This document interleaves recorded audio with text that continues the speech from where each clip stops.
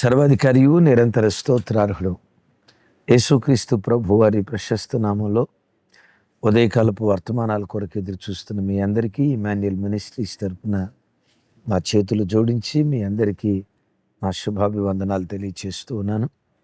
క్రీస్తునందు మాకు అత్యంత ప్రియమైన దైవ జనాంగమా, గత శనివారం ఉదయం 10 గంటలకి ఉపవాస ప్రార్థనలు ప్రారంభించబడ్డాయి. గడిచిన 2 దినాలు బహు అద్భుతంగా వేలాది కొలది ప్రజలు ప్రత్యక్షంగా మందిరానికి వచ్చి, అంతకు మించి ప్రజలు పరోక్షంగా లైవ్ చూస్తూ ఈ ఉపవాస ప్రార్థనలో పాలిభాగస్తులయ్యారు. పాలిభాగస్తులు అవుతున్న మీ అందరికీ మరొక్కసారి నా నిండు కృతజ్ఞతలు తెలియచేస్తూ ఉన్నాను. ఇది ఉపవాస ప్రార్థన 3వ రోజు. కుటుంబాలుగా మీరు ఏ దేశంలో ఉన్నా తప్పకుండా పాలిభాగస్తులు అవ్వండి. ప్రత్యేకంగా ఈ దినం ఉదయం 10 గంటలకి ఉపవాస ప్రార్థనలో సార్వత్రిక సంఘ క్షేమాభివృద్ధి కొరకు మనకంటూ ఒక మందిరం ఉండాలి. మనమంటూ ఒక మినిస్ట్రీకి కట్టుబడి ఆ స్థలంలో నమ్మకంగా బ్రతకాలి. అదే సమయంలో ప్రతి క్రైస్తవుడికి సార్వత్రిక సంఘ దర్శనం ఉండాలి. మా సంఘమే రైటు, ఇంకొకరిది సంఘమే కాదు అన్న బావిలో కప్పలాంటి మాటలు మనం మాట్లాడకూడదు కదా.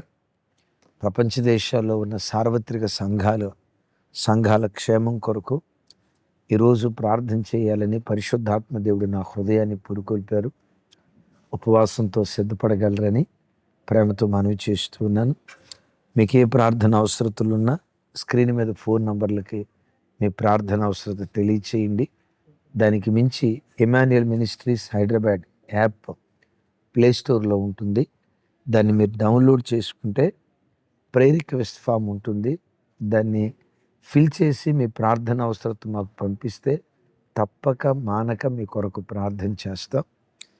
మీరు పంపించే ఏ ప్రార్థన అంశం కూడా మేము జస్ట్ ఆ క్షణంలో ప్రార్థన చేసి వదిలేయట్లేదు సుమి. మీరు పంపిస్తున్న ప్రతి ప్రార్థన అంశం చూడండి, ప్రతి ప్రార్థన అంశం ఇలా టైప్ చేసి ప్రింట్అవుట్ తీసి ప్రతి ప్రార్థన అంశాన్ని పొందుపరిచి దేవుని సన్నిధిలో ప్రార్థన చేస్తున్నాం అని తెలియచేయటానికి సంతోషిస్తూ ఉన్నాం. పగలు రాత్రి విశ్వాసులు సేవకులు మేమందరం కలిసి మీ కొరకు ప్రార్థన చేస్తాం. సద్వినియోగం చేసుకోగలరని ప్రేమతో మీ అందరికీ మనవి చేస్తూ ఉన్నాను. మంచిది. ఈ దినం ఓ ప్రత్యేకమైన అంశం మీతో పంచుకోవాలని పరిశుద్ధాత్మ చేత నేను రేపబడ్డాను. భయపడకు. ఎంత కాల్చబడతావో అంత ఖరీదైన వ్యక్తిగా మార్చబడతావు. ఇదేదో రైమింగ్ కోసం పెట్టిన టైటిల్ కాదు. పెట్టే ప్రతి టైటిల్ వాక్యంలో నుంచి పుట్టుకొచ్చింది. నిజమే. ఈ సృష్టిలో ఉన్న ఒక ధర్మం ఏంటంటే, కాల్చబడే కొద్దీ ఆ వస్తువు ఖరీదు మరెక్కువ అధికమైపోతుంది. మొక్కజొన్న పొత్తులు ఉన్నాయి, అదే మొక్కజొన్న కండి అంటారు కదా. పచ్చి కండి కొంటే 10 రూపాయలు. అదే కండిను నిప్పుల మీద గాల్చి అమ్మితే 20 రూపాయలు. అదే మొక్కజొన్న కండే ఆ విత్తనాలు ఒలిచి పెనం మీద వేపితే పాప్కార్న్ అంటారు కదా. పాప్కార్న్ పేలాల్లాగా అవుతాయి చూసారా. వాటి చివరి భాగాన తెల్ల పువ్వు, అది ఏమంటారు, మల్లెపువ్వు లాగా విచ్చుకొని ఉంటుంది. పెనం మీద వేపితే అదే 10 రూపాయలు ఖరీదైన మొక్కజొన్న పొత్తు 50 రూపాయలు ఖరీదైందిగా మారిపోద్ది. చూసారా. నిప్పుల మీద పెట్టినప్పుడు 20, పచ్చిగా ఉన్నప్పుడు 10, పెనం మీద వేపినప్పుడు 50. ఎంత కాల్చబడిందో ఆ మొక్కజొన్న పొత్తు అంత ఖరీదైందిగా మార్చబడింది కదా. తమ్ముడు, చెల్లి, అక్క, అన్న, కాల్చబడుతున్నావా? సమస్యల వలయంలో కాల్చబడుతున్నావా? శోధన వలయంలో కాల్చబడుతున్నావా?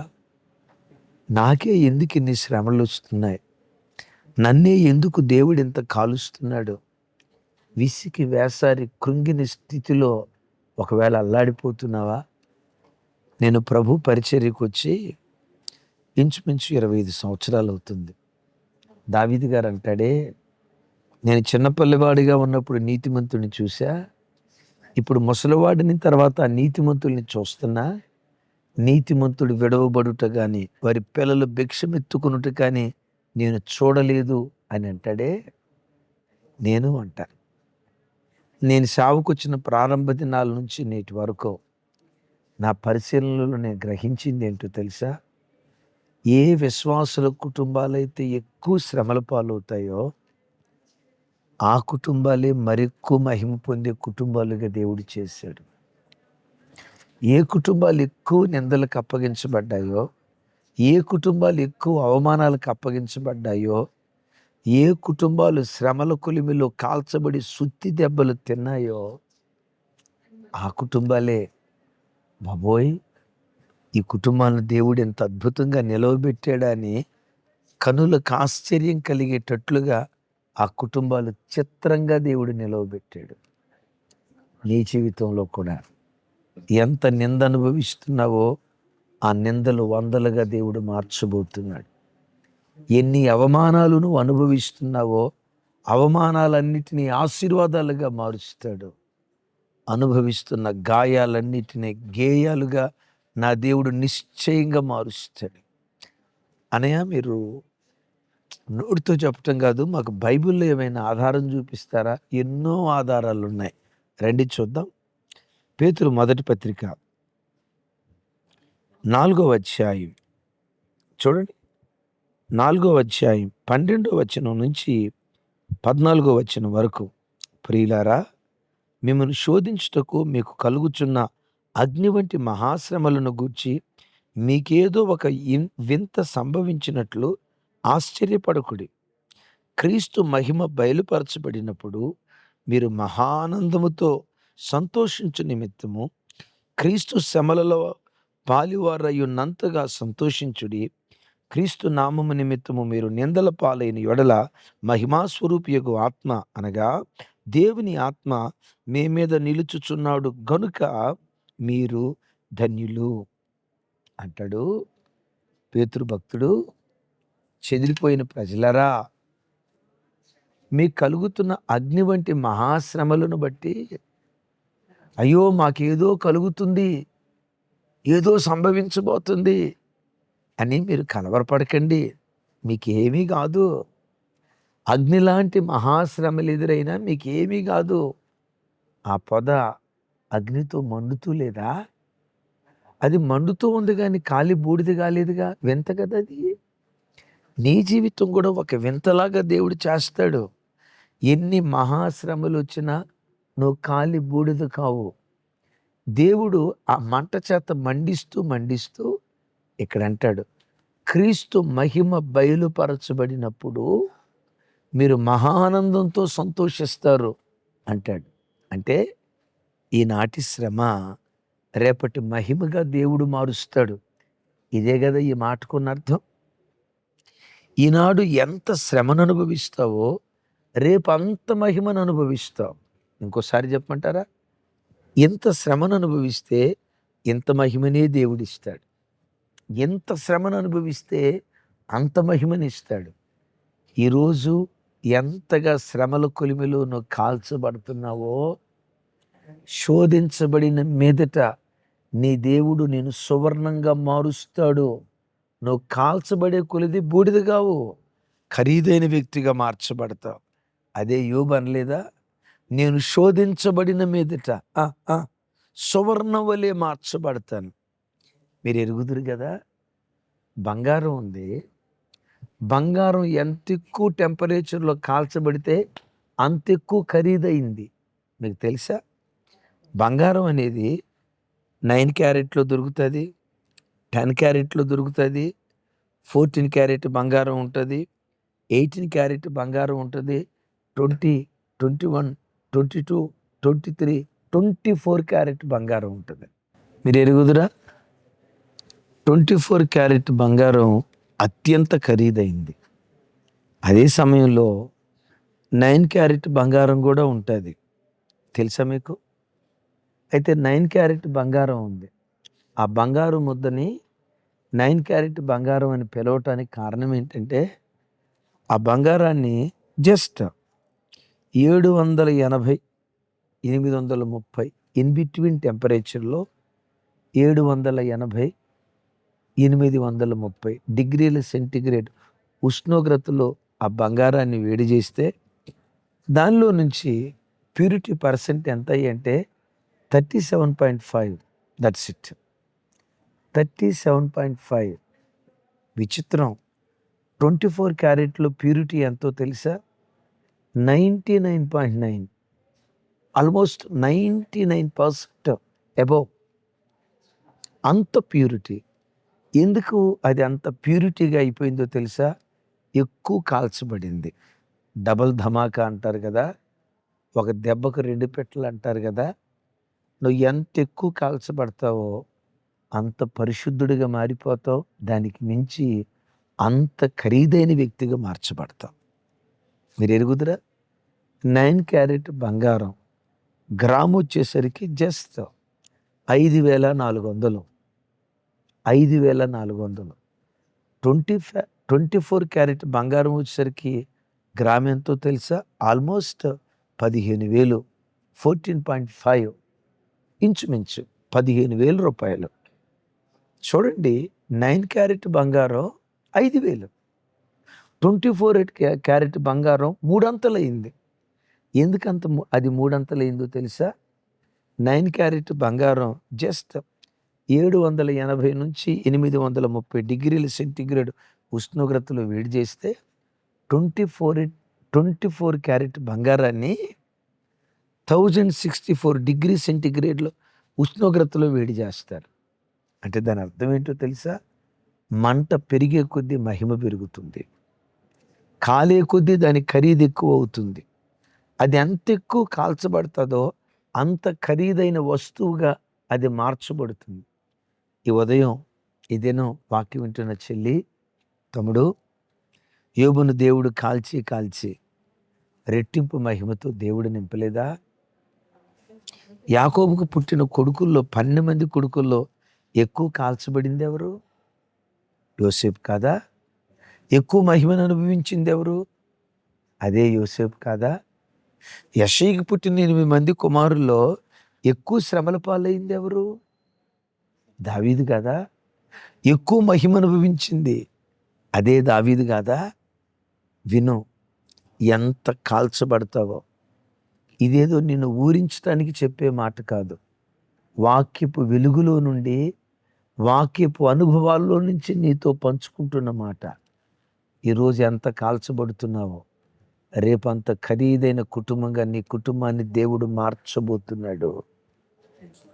ఈరోజు ఎంత శ్రమను అనుభవిస్తావో రాగల కాలంలో అంత ఎక్కువ మహిమను అనుభవించే కుటుంబంగా నిన్ను నీ పిల్లలను నిశ్చయంగా దేవుడు నిలవబెట్టును గాక. క్రైస్తవ జనమా, ఇక్కడ ఒక మాట అంటాడు, మనం శ్రమల పాలైనప్పుడు, అగ్నిలాంటి మహాశ్రమల మధ్యలో కాల్చబడుతున్నప్పుడు ఏం జరిగిద్దో తెలుసా? మహిమా స్వరూపుడగు దేవుని ఆత్మ, మహిమా స్వరూపుడైన ఆత్మ అనగా దేవుని ఆత్మ మీ మీద నిలుచుచున్నాడు గనుక. ఎప్పుడైనా మీ బ్రతుకులో మీరు శ్రమల పాలైనప్పుడు దేవుడు మిమ్మల్ని అనాథలుగా విడిచిపెట్టడు. ఎప్పుడైతే అగ్నిలాంటి శ్రమల మధ్యకు మీరు అప్పగించబడతారో అదే సమయంలో మీరు అగ్నిలో పడ్డారు అనేది ఎంత నిజమో, అగ్నిస్వరూపుడైన పరిశుద్ధాత్మ దేవుడు మీలోనికి దిగి వస్తాడు, మీ మీదకి దిగి వస్తాడు అనేది కూడా అంతే ఖచ్చితం. అన్నయ్య వచ్చి ఆయన ఏం చేస్తాడు? పరిశుద్ధాత్మ దేవుడు 3 బృహత్తరమైన కార్యాలు చేస్తాడు. నంబర్ 1 చెప్పంటారా? ఎంతవరకు కాల్చబడాలో సహించే అంతగానే కాల్చబడటానికి అనుమతిస్తాడు. రెండవది, దాన్ని సహించటానికి కావలసిన శక్తిని కూడా పరిశుద్ధాత్మ దేవుడు అనుగ్రహిస్తాడు. మూడవది, ఆయనే అగ్నిస్వరూపుడు అని చెప్పే కదా. ఎంత కాల్చబడ్డావో ఆ అగ్నిస్వరూపుడైన దేవుడు ఆ తర్వాత అంత ఖరీదైన వ్యక్తిగా మారుస్తాడు. మరొకసారి చెప్తున్నాను, మన మీదకు దిగి వచ్చిన పరిశుద్ధాత్మ దేవుడు ఎంతవరకు కాల్చబడాలో అంతవరకే కాలుస్తాడు. ఇప్పుడు పిల్లలు తప్పు చేశారు, వాళ్ళని కొట్టేటప్పుడు అంటారు, ఏమంటారు తెలుసా? నా చేతిలో నువ్వు చచ్చిపోయేవురా, నా చేతిలో నువ్వు చచ్చిపోయేవురా, అయిపోయిందిరా ఈరోజు నీ పని. నేను చంపకపోతే నన్ను అడుగు అని ఊగిపోతా ఊగిపోతా ఊగిపోతా కొట్టేటప్పుడు ఎట్ట కొడతారో తెలుసా? దోమ వాలినట్లు ఇట్లా అంటారు. ఒక తండ్రి తన పిల్లలను కొట్టేటప్పుడు, ఒక తల్లి తన పిల్లల మీద చెయ్యెత్తేటప్పుడు ఆ బిడ్డ ఎంతవరకు సహించగలుగుతుందో అంతవరకే దెబ్బ కొట్టిద్ది కానీ మించి దెబ్బ కొట్టదు. నేనంట ఈ తండ్రే ఎంత గొప్ప ఆలోచన పరుడైతే, ఈ తల్లే అంత జాగ్రత్త తీసుకునేదైతే, నీ కొరకు ప్రాణం పెట్టిన దేవుడు నువ్వు భరించలేనంత శ్రమ ఎందుకు ఇస్తాడు? సహించగలిగినంత శ్రమే ఇస్తాడు. రెండవ మాట చెప్పమంటారా? సహించగలిగిన శ్రమ ఇవ్వటం మాత్రమే కాదు, ఆ సహించటానికి కావలసిన సామర్థ్యాన్ని కూడా దేవుడే ఇస్తాడు. ఏమండి, మత్తు ఇంజెక్షన్ ఇవ్వకుండా ఆపరేషన్ చేస్తే అల్లాడిపోతాం. మత్తు ఇంజెక్షన్ ఉందనుకో ఎంత నొప్పినైనా భరించగలుగుతాం. నా చిన్నతనంలో నా కుడి చేతి ఎముక ఇరిగింది. సరిగ్గా దసరా సెలవుల్లో అలా పరిగెత్తుతూ ఉంటే ఆ మంచు వర్షం పడిన ఆ గడ్డి మీద కాలుబడి జారి పడిపోయా. చెయ్యి అట్లా పడింది. నా చెవులకి శబ్దం 9వ తరగతి చదివేటప్పుడు ఫట్ అనే శబ్దం వినబడింది. తర్వాత అర్థమైపోయింది, ఎముక ఇరిగిపోయింది, చెయ్యి వాచిపోయింది, వేలాడిపోతుంది. మా ఊరు నుంచి మంగళగిరి వెళ్ళేదాకా అసలు ఎంత భయంకరమైన నొప్పో తట్టుకోలేకపోయాం. హాస్పిటల్కి వెళ్ళిన తర్వాత డాక్టర్ గారు చేసిన పని ఏంటో తెలుసా? నేను అనుకుంటా ఉన్నా, ఇరిగినప్పుడే ఇంత నొప్పి ఉంది, మరి చెయ్యి లాగి కట్టుగడతారు కదా, ఇంకెంత నొప్పి ఉంటుందో అని అనుకున్నా. హాస్పిటల్కి వెళ్ళాం. ఆ డాక్టర్ గారు మత్తు ఇంజెక్షన్ ఇచ్చాడు. ఏమైందో తెలియదు, కళ్ళు తెరిచి చూస్తే పిండి కట్టు ఉంది చేతికి. అంత భయంకరమైన పని కార్యక్రమం జరుగుతున్న నొప్పి తెలియలా. ఎందుకో తెలుసా? మత్తు ఇంజెక్షన్. ఎన్ని శ్రమలు నీ బ్రతుకులు నీకు ఎదురైనా దాన్ని భరించటానికి కావలసిన శక్తి పరిశుద్ధాత్మ దేవుడు నీకు అనుగ్రహిస్తాడు. అనుగ్రహించి అనుగ్రహించి నేను తదేకంగా చూస్తాడు. కాల్చబడిన నా మీద సనగలేదుగా, నిందల పాలైన నా మీద కొనగలేదుగా, సహిస్తూ స్తుతిస్తూ వెళ్ళిపోయాడు కదా. ఇతడు భరించి సహిస్తూ స్తుతిస్తూ వెళ్ళాడు గనుక ఇతడు అనుభవించిన ఈనాటి శ్రమను రేపు మహిమగా మార్చాలని నీ దుఃఖాన్ని కొలిచి ఆ దుఃఖానికి ప్రతిగా, అంగలార్పుకు ప్రతిగా నాట్యం దేవుడు అనుగ్రహిస్తాడు. ఈరోజు ఎంత కాల్చబడ్డావో అంత ఖరీదైన వ్యక్తిగా మారిపోతావు. ఒక చిన్న మాట చెప్పి ముగిస్తా. 250 రూపాయల ఖరీదైన ఇనప ముక్కను 500 డిగ్రీ సెంటిగ్రేడ్లో ఉష్ణోగ్రతలో వేడి చేస్తే 500 రూపాయల ఖరీదైన గుర్రపు నాణ్యం తయారైద్దట. అదే 250 రూపాయల ఖరీదైన ఇనప ముక్కను 1000 డిగ్రీ సెంటిగ్రేడ్ ఉష్ణోగ్రతలో వేడి చేస్తే అద్భుతం, 15,000 రూపాయల ఖరీదైన గుండు పిన్నులు తయారవుతాయట. అదే 250 రూపాయల ఖరీదైన ఇనప ముక్కను 2000 డిగ్రీ సెంటిగ్రేడ్ ఉష్ణోగ్రతలో వేడి చేస్తే ఈ 250 రూపాయల ఖరీదైన ఇనప ముక్కలో నుండి 1,50,000 రూపాయల ఖరీదైన షేవింగ్ బ్లేడ్లు తయారవుతాయట. ఇంకొక విచిత్రం చెప్పమంటారా? ఇదే 250 రూపాయల ఇనప ముక్కను అబౌట్ 3000 డిగ్రీ సెంటిగ్రేడ్ ఉష్ణోగ్రతలో వేడి చేస్తే ఈ 250 రూపాయల ఖరీదైన ఇనప ముక్కలో నుండే 1,00,00,000 రూపాయల ఖరీదైన విమానపు స్ప్రింగులు తయారవుతాయట. మంట పెరిగే కొద్దీ మహిమ పెరిగింది, కాలే కొద్దీ దాని ఖరీదు పెరిగింది. కాలిపోతున్న క్రైస్తవుడా, భయపడకు. అగ్ని లాంటి శ్రమలు అనుభవిస్తున్న అమ్మా, భయపడకు. చెల్లి, భయపడకు. ఈరోజు ఎంత కాల్చబడతావో రేపు అంత మహిమను అనుభవించేదానిగా నిన్ను, నీ పిల్లలు, నీ కుటుంబాల్ని నా దేవుడు నిలవబెట్టునుగాక. 21 దినాలు ఉపవాస ప్రార్థన జరుగుతున్నాయి. 2 రోజులు పూర్తయిపోయింది. ఈరోజు 3వ రోజు. సరిగ్గా 10 గంటలకు ప్రార్థన ప్రారంభమవుతుంది. కుటుంబాలుగా కూడిరండి. ప్రధాన యాజకుని వస్త్రాలు, అవి నేర్పే ఆధ్యాత్మిక పాఠాలు, దివ్యమైన వర్తమానం ఉపవాస ప్రార్థనలో అందించబడుతుంది. చక్కగా నోట్స్ రాసుకొని ఆధ్యాత్మికంగా బలపడగలరని ప్రేమతో తెలియచేస్తూ అగ్నిలాంటి శ్రమల్లో కాల్చబడుతున్న వాళ్ళు మీలో ఎవరైనా ఉంటే ఓ చిన్న ప్రార్థన చేస్తాను, ఏకీభవిస్తారా? సర్వశక్తిగల తండ్రి, ఎంత కాల్చబడతామో అంత ఖరీదైన వారిగా మమ్మల్ని మారుస్తాను వాగ్దానం చేశావు. ఎవరు కాల్చబడుతూ శ్రమల కొలిమిలో కొట్టబడుతూ ఈ వాక్యం వింటున్నారో, ఈనాటి శ్రమ రేపటి మహిమగా మీరు మార్చుదురుగాక. ఇదిగో ఈ ప్రార్థనలో ఏకీభవిస్తున్న ప్రతి బిడ్డ జీవితంలో ఈ అద్భుత కార్యం మీరు చేయుదురుగాక. మాతో మీరు మాట్లాడిన మాటలకై స్తోత్రాలు అయ్యా. జరుగుతున్న 3వ దినపు ఉపవాస ప్రార్థన ఒక పండగ దినంలాగా జరిగించు. మహిమ మీరే పొందుకోమని యేసు నామం పేరిట ప్రార్థించి స్తుతించి పొందియున్నాము తండ్రి.